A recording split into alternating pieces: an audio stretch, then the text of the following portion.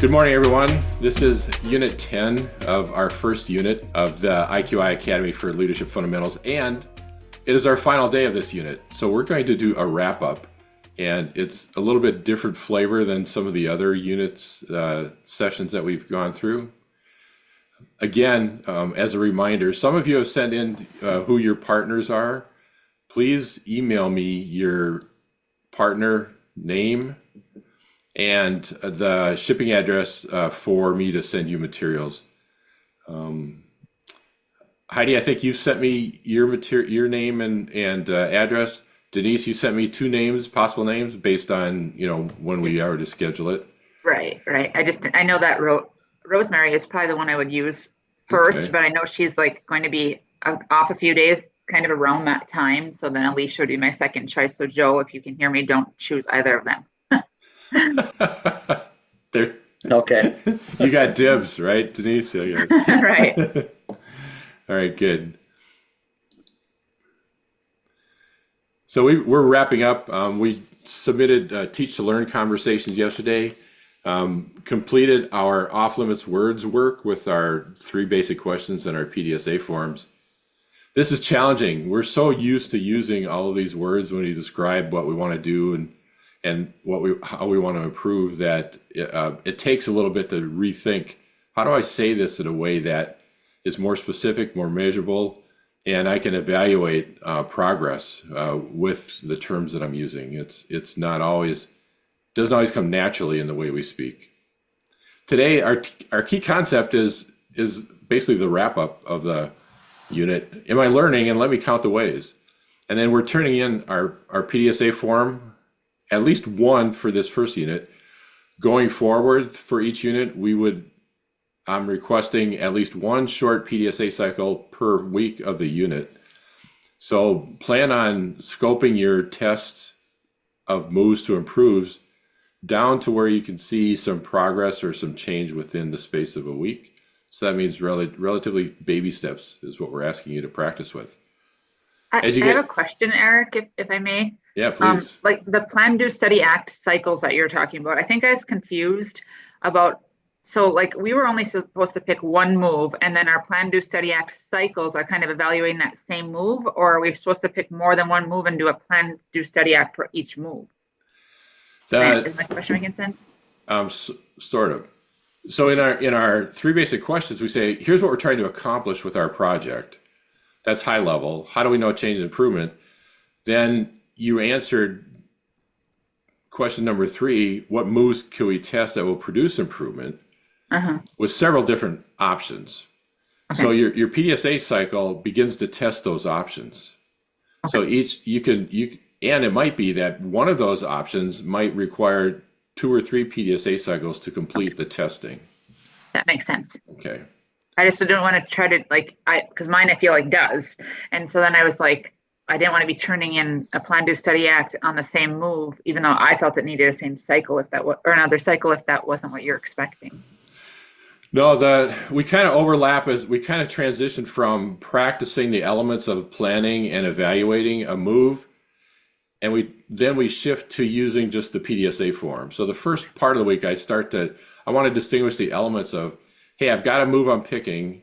I'm making a prediction about this move. Then I'm testing the move. Then I'm looking at, did I actually learn something from this move? And that's basically what we do in the PDSA cycle, except I didn't call it that the first few times we looked at it. Now we're just going to do PDSA cycles. Okay, thank you. Sorry for interrupting. Oh, no, not an interruption. That was great. We need that conversation.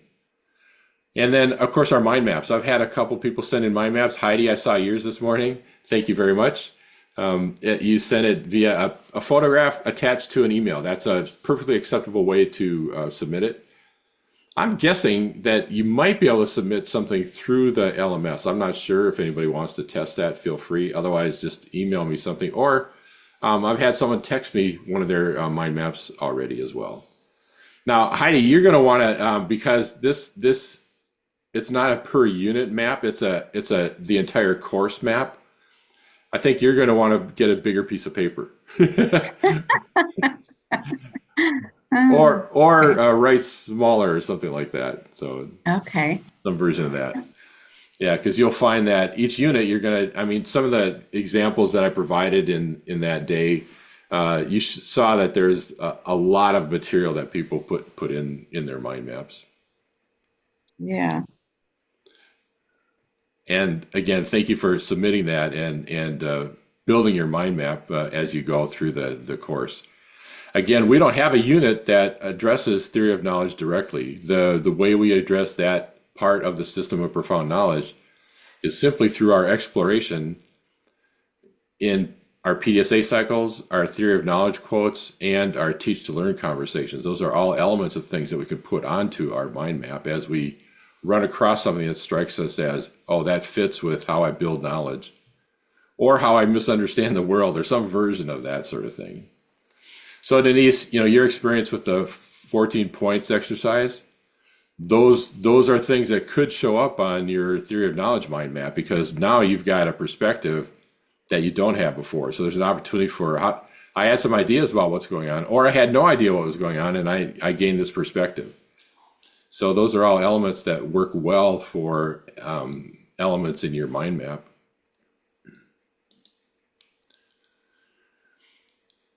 We're focusing on, am I learning? Let me count the ways. So this is the approach we want to discuss throughout our feedback. We want to be clear. So I'm doing a review on the first unit. I don't do this type of review throughout the rest of the units, because it becomes obvious that, oh, there's a lot going on. We have an abundance of things that show up. We have an abundance of things that show up as we go through each day, and we cover a lot of material. So let me count the ways that I am learning as I go through our first unit. Well, first of all, we had pre-work.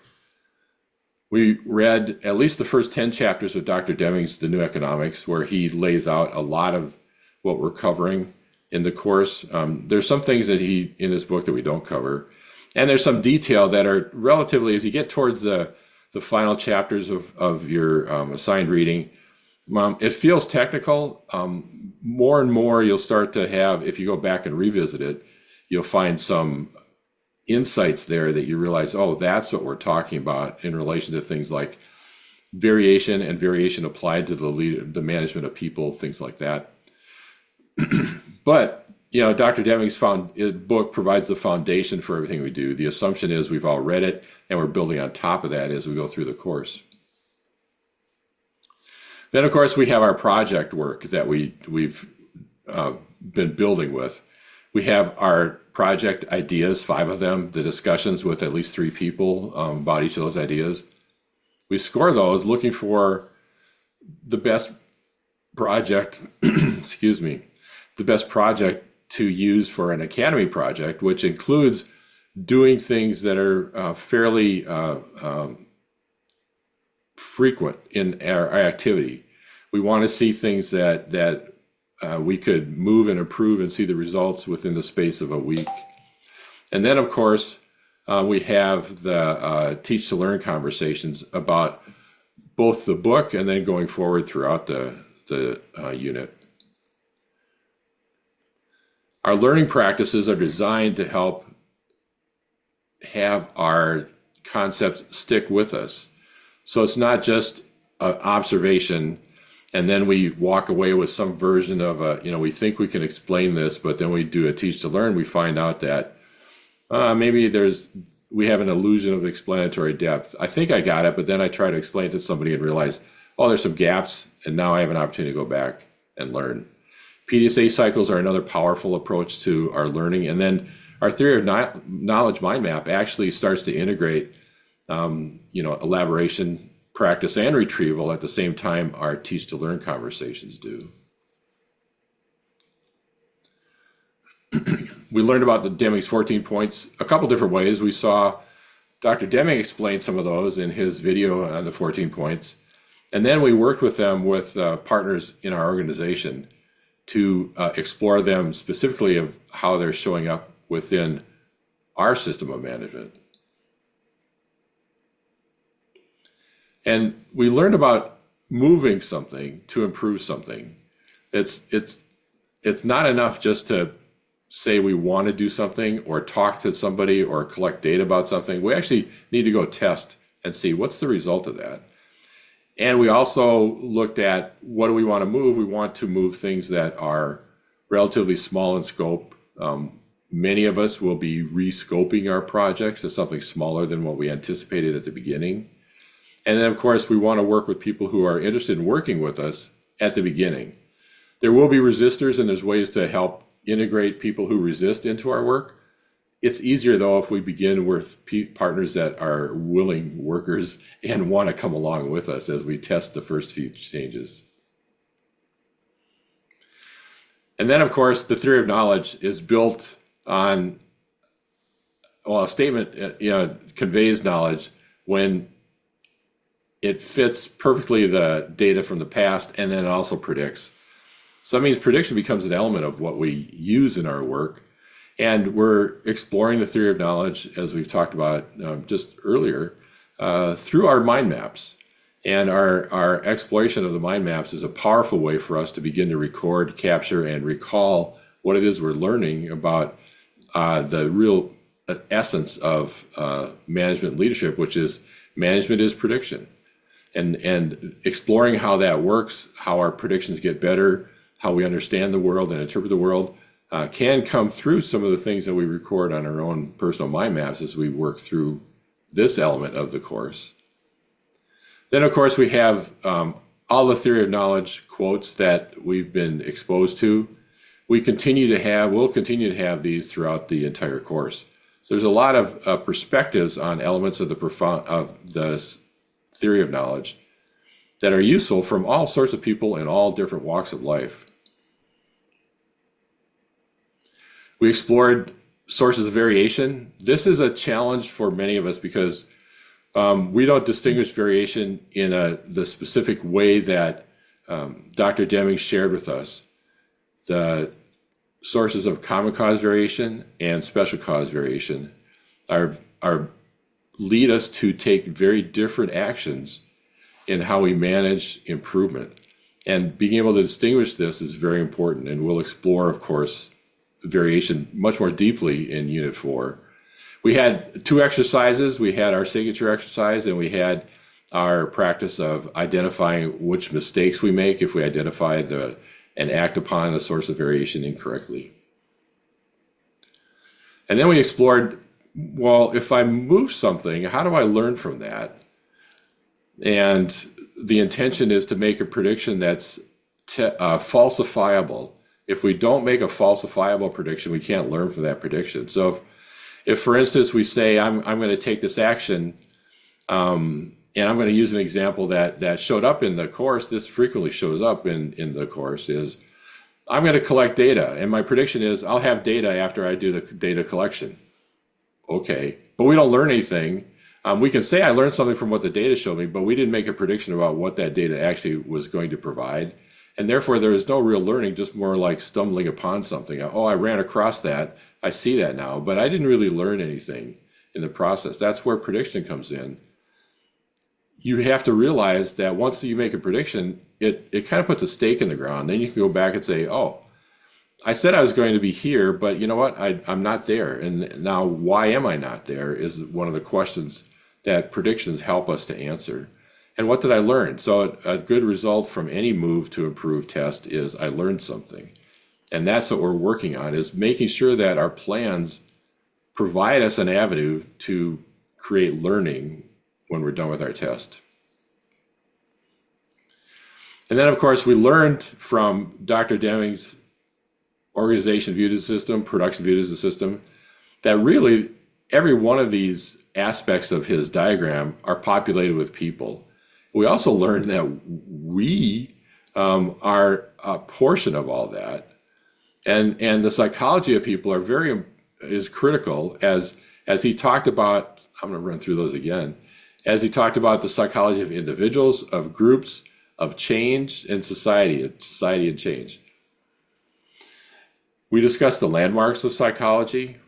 This is a very interesting aspect to what Dr. Deming is teaching, and I think the methods that we're learning or the concepts we're learning around the system of profound knowledge are unique because there's almost no other management method that combines all aspects of the system of profound knowledge in the way that Dr. Deming does, with the primary focus on having people work together in a win-win situation and have opportunity for joy in work. And these landmarks that we discussed from the area of psychology are powerful elements of producing joy in work. And of course, the warning signs, point 8 is one of those things that talks about drive out fear, but there's other elements of the 14 points that we learned about that deal with the problems with extrinsic motivation and ranking and competition and those things. These are the warning signs that we want to avoid as we design our management systems and management practices. Where do we do these things in our traditional way of managing people, evaluating people, creating relationships between either people or departments or goals even? And so these are things that are worth paying attention to. And now, because we're aware of them, we can begin to see them as well. And then we have our PDSA cycle. Now we're much more structured in it. We explored what are the key questions we should be asking to ensure that each stage of the cycle produces the result we intend to do, which is learning and then producing improvement on an ongoing basis. We looked at the organization viewed as a system from the perspective of where do I show up in this system? Where do I have activities throughout? And what we realized is that I probably do something throughout the system. And when we contrasted that with the traditional organization chart, we saw that, the org chart doesn't come close to representing my world of work and the world of work of the people in our organization. So we need an additional view in addition to who reports to whom. We need something that actually helps us begin to understand the relationships and interactions that are important. And then we see that with the principles of a system, there are some things that are key here that we don't always talk about in many approaches. The key idea that we come across with or come away from this appreciation for a system is we must focus on the interactions. And if we remember what the diagram production viewed as a system looks like, it's all arrows, which is all interactions. So if we focus on the interactions as our means to become effective managers, we'll start to ask different questions when we look at what are the things we should be changing and working on. Then, of course, we have office hours, we have exercises that we do, we have examples that are provided, and then there's feedback and either through the LMS or through emails that are more individual based, but every one of us, I think, has had some version of feedback or interaction that allows us to learn some more based on what you're working on individually. So we have, what am I learning? Am I learning? Let me count the ways. We have a lot of ways that we've actually been learning. And it's good to review sometimes what it is we've been doing. So we have some basic elements that we're turning in at the end of the unit. Your final teach to learn notes could cover, here's what I've learned in this course, and look at the number of ways that are useful for learning, where you're submitting, at least have either today or you've done it already, a complete PDSA cycle, meaning all the forms that associated plan, do, study, act. You're submitting your version of your mind map. And then, of course, the feedback form for Unit 1, which allows you to answer the questions we talked about yesterday on what am I learning, what would I like to learn, what's unclear, and then what are the most impactful or memorable teach to learn conversations I've held throughout this unit. Again, the PDSA cycle, a review. It's interesting. I've seen $1 bets and $1 million bets on moves to improve predictions. It's kind of fun to see how confident you feel in, I'm going to get this result, or you know what, I'm not sure this is going to work at all. So those are all good. And then the explanation of why I think this will be an improvement. Those are all lead to learning as we run our tests. Mind maps, very useful, very powerful. You'll find that I've run major projects. I've run strategic planning with mind maps. You can layer these, you can connect them in ways that can be very useful for developing knowledge and linking things in a way that you can't do it on most other formats.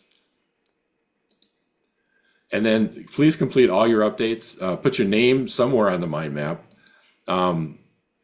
Here's some suggestions for turning in a good image. Bright lights, no shadows on it.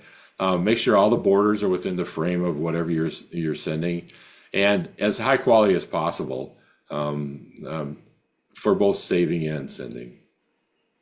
And then the feedback form. So after reviewing the materials, here's what I've learned. And really do this. Don't just sit down with the thing and think about, oh, I'll answer this question offhand. Just take a moment to look through all the things that you've covered and realize there's a lot that you've gone through already. What do you want to learn more about? So what's intrigued you and said, you know what, that's interesting, I want to pursue more. And then there will be some things that remain unclear. Although in some units, people don't say that, but usually unit 1, there's still some things that are showing up as I'm not quite getting this. And then, of course, take a moment to look at each of your Teach to Learn notes before responding and picking, 1 or 2 that seem to be impactful. Then explain why. Well, why was that conversation? Why does that conversation stand out for me? So these are the basic elements of what are going to be turned in by tomorrow. That's the requested deadline. It says 5 things here. So we have a Teach to Learn. The 5th thing is your invited partner. So that's the other thing I'm looking for is please, before the deadline for this unit, have your partners identified, committed. It's on their calendar, and they're blocked it out, telling everybody else, I'm not available. So please make sure they're locked into that time, and you don't end up without a partner during that day, because that'll be problematic for us. And then the lesson for today is, am I learning? Let me count the ways. And of course, begin to apply what you're learning to your next PDSA cycle and keep up the progress. So thoughts or comments before I move on to our quotes for today for our theory of knowledge.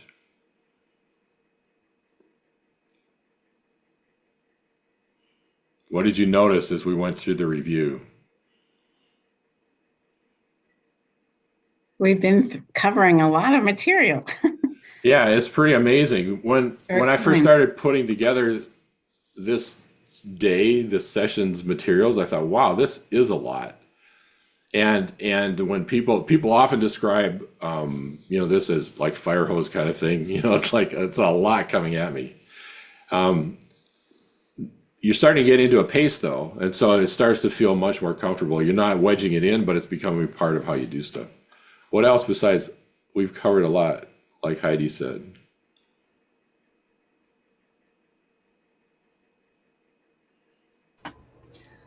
I've had to go back and review some things because I just didn't feel like I fully grasped some of the concept. Like variation was rough. I had to look at that a couple of times and then read the passage in the book about it again. Variation is often, especially the way it's approached in understanding variation, it's new to people. And so it does take more than one pass sometimes to understand, well, what are we talking about here? When we get to Unit 4, you'll find that variation, special cause, and common cause have specific measurable ways of identifying them. So it's specific based on what it looks like on your process behavior chart or your control chart.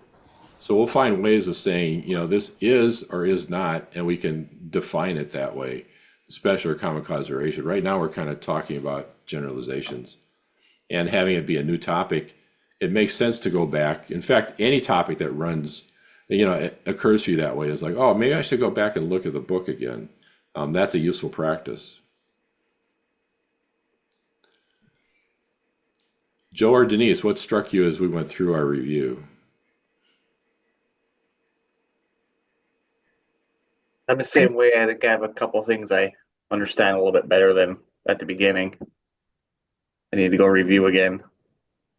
Got it. I mean, you had commented, of course, on my variation stuff in particular, that's where I didn't quite grasp the concept, but I'm getting a little bit more in a rhythm of making sure I get this work done and then not feeling so behind the 8 ball, because then I get frustrated by that, so. Yeah, I get it. Yeah, it's easy to feel frustrated, but as you put things into like you said, a rhythm, it's easier to keep up. And often people, I'm going to use your example around variation. Often people mistake variance for variation, and that's actually a distinction that's powerful. We talk about it in understanding variation as a distinction between understanding, looking at specifications versus on target kind of thing. So reducing variation around what are you trying to accomplish versus does this fit our specifications, and anything that's not in specifications is a variance.